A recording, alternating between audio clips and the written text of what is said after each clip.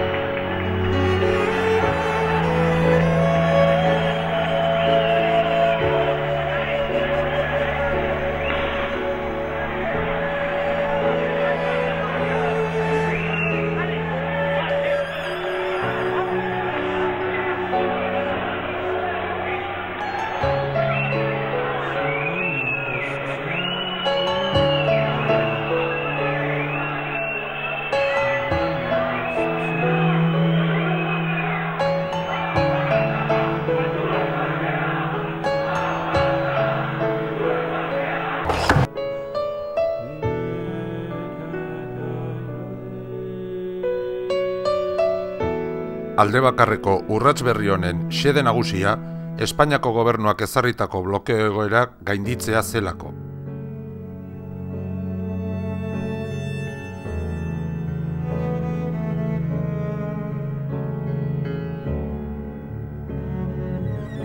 Martxoan eratu zen Euskal Herriko Foro Sozialak konponbide prozesuaren busaduraren aurrean hainbat gomendio egin zituen. Horietako batzuek zuzenean eragiten diote gure kolektiboari. Gomendiook Euskal Preso Politikoen kolektiboak aurrera daraman hausnarketa prozesu eta dinamikatik etorri ez diren arren, konponbiderako osagaiak biltzen dituen heinean eta aski babes sozial eta politiko jaso duten heinean, aintzat hartzeko modukoak dira. Hartara, eztabaidagai izan ditugu iragan hilabeteetan. Ohartarazi nahi dugu zer nolako baldintza zailetan eta zer nolako jazarpenari aurre egin behar izan dion gure kolektiboak eztabaida prozesu honi ekiteko orduan. Kartzeletako errepresioa beti muturrekoa bada ere, pentsatzeko azenaren oso bestela eta erakundeak duela 2 urte luze borroka armatua behin betirako bertan behera uzteko erabakiaren ostean, berori ez da malgutu eta kasu batzuetan zorroztu ere eginda. Onaino, ez da iritsi aro berriaren usainik. Estatu Espainiar eta frantsesaren baitu politikoak gara, eta egunez egun jasaten dugu kartzela funtzionarioen bidez eta berariaz gu eta gure senide eta lagunak xehatzeko asmatutako kartzela sistemaren jazarpena. Salbuespen lege eta neurriak presoen eskubideak eta onurak beraria zukatu eta kaleratzeak oztopatzeko baliatzen dituzte. Ezinezko egiteraino. Asmo hori ez jabetuta, konponbide prozesua lokaztu ez dadin, Euskal Preso Politikoen kolektiboak dagokion ardura hartu du bere gain. Kartzelara ekarri gintuena gure herriaren askatasun politiko eta soziala izan baitzen. Eta kartzeletako ziegetatik ere militante eta borrokalari izaten jarraitzen dugu. Batzuentzat, urte luzeak iragan badira ere, azkenez hormatzarretatik kanpoko askatasunena iztea arnastu genuenetik, gure herriaren geroarekin arduratuta jarraitzen dugu. Borrokari lotzea erabaki genuen lehen egunean bezain beste. Hartara, gure ahalmugatua eta apala ematen jarraitzeko delibero fermua dugularik, gure hausnarketa eta ekimena ildo horretan kokatzea erabaki dugu. Euskal Preso Politikoen kolektiboak Foro Sozialak egindako gomendioi erantzuteko hausnarketa burutu eta bere posizioa finkatu du. Euskal Herritarrei eta eragilei eta baita Euskal Herriko gatazka konpontzeko ardura erakutsi duten nazioarteko eragile eta norbanakoei ere onoko adierazpen politikoa jakinarazi nahi die. Bat, gure ikuspegitik, gatazka politikoaren ondorioak gainditzeko gatazka beraren jatorri eta arrazoi politikoak aintzat hartzea funtsezkoa da. Ibilbide horri sendoa behar da, gure herriak jasaten duen gatazkaren konponbidea erabatekoa izan dadin. Gatazkaren jatorri politikoak, konponbide politikoa eskatzen du. 2. Normalizazio politikoa, proiektu politiko guztiak demokratikoki garatu eta gauzatzeko aukera bermatzean datza. Etorkizuneko gatazka saiesteko irtenbide politiko partzial eta faltsuak ekidin behar ditugu. Herriari, herritarrei iruzur egin gabe. 3. Konponbide politikoa integrala izatea ezinbestekoa den bezala, gatazkaren ondorioen eremuan ikuspegi osoa kontuan hartzea ezinbestekoa da. Ondorioen atal guztiak kontuan hartu eta garatzea. Gatazkaren ondorioz eragindako aldean hitzeko sufrimendua eta mina zinez aitortzen dugu. 4. Ontzat ematen dugu etak borroka armatua bertan bera utziz geroztik sortutako agertoki berria. Eta Euskal Herriaren askatasunen aldeko borroka aurrerantzean bide eta molde politiko eta demokratikoetatik egitea. Norabide horretan hartu diren erabakiekin bat eginez. Hortaz, inposaketari, zapalkuntzari, eskubide urraketei, aurre egiteko iraganean baliatu moldeari aurrera begira uko egitea berresten dugu. Eszenatoki berriekiko gure konpromisoa erabatekoa da. Berau sendotu eta errotzeko Euskal preso politikoen kolektiboak bere ekarpen egiteko erabakia berresten du. 5. Premiazkoa da salbuespen neurri eta egoerak bertan bera uztea.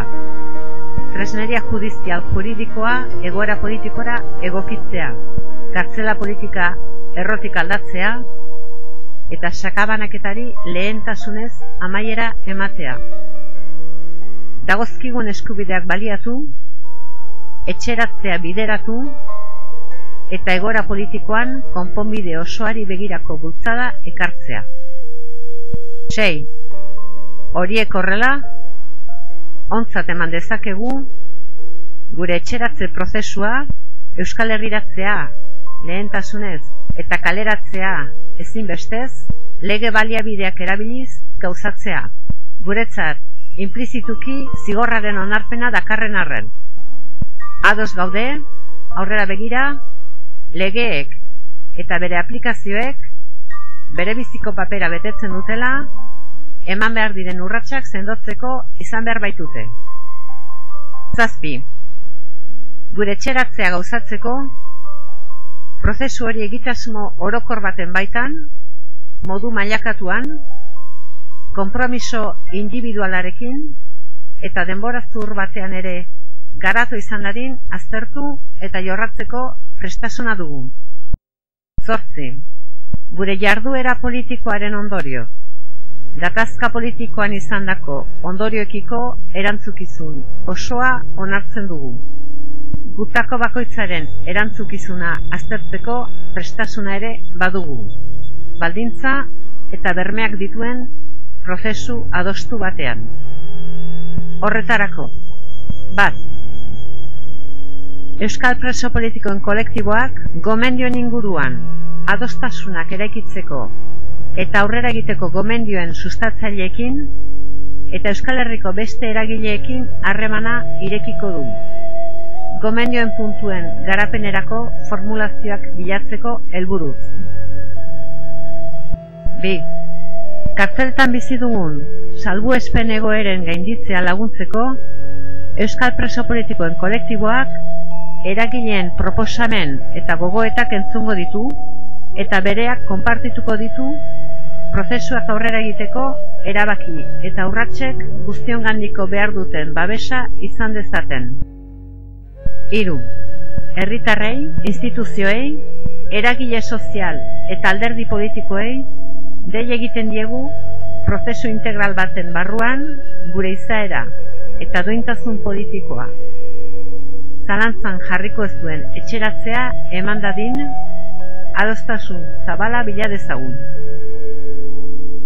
Lau. Ez da hau, zailtasunen eta oztopoen atzean gordetzeko unea. Oraingoa, ardura politikoaren unea da, guztiona, gurea ere bai. Gatazka politikoaren parte eta ondorio ere bagarene. Euskal preso politikoan kolektiboak ez dio bere ardurari itzuri egingo. Ez eta bestek zer egiten duten zeharka begiratuko berari dagozkionak egiteko orduan. Gatazkan bezala, konponbidean ere, aktore aktibo eta eraginkor izateko konpromiso osoa baitugu. Ekina ahal guztiak egingo ditugu, esku zabaltasun oso Euskal Herriaren askatasuna helburu.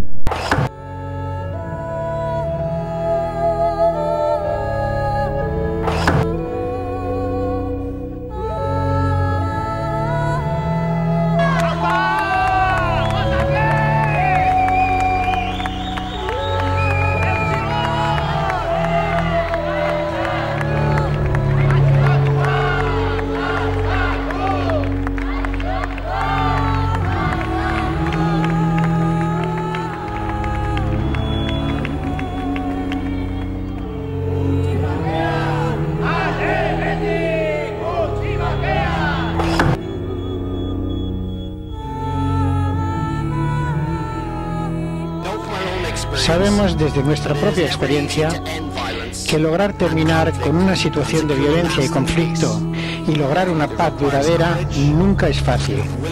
Se requiere valentía, voluntad de tomar riesgos, compromisos profundos, generosidad y visión de hombre de Estado.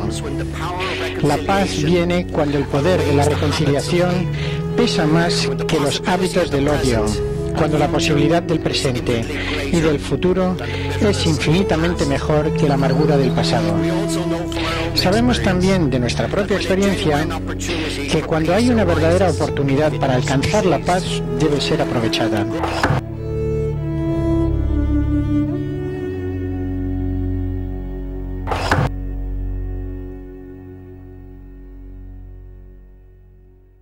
Según el Ejecutivo vasco, es una propuesta unilateral por parte del gobierno de Íñigo Urkullu. No se trata, por tanto, de ninguna hoja de ruta pactada ni comprometida con la izquierda abertzale. El gobierno aclara y matiza así informaciones publicadas hoy.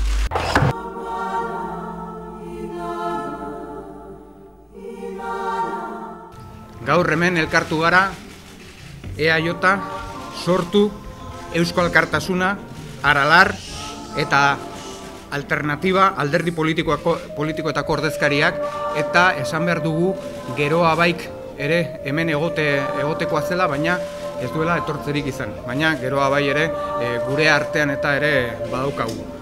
Eta ELA eta LABeko sindikatuetako ordezkariak.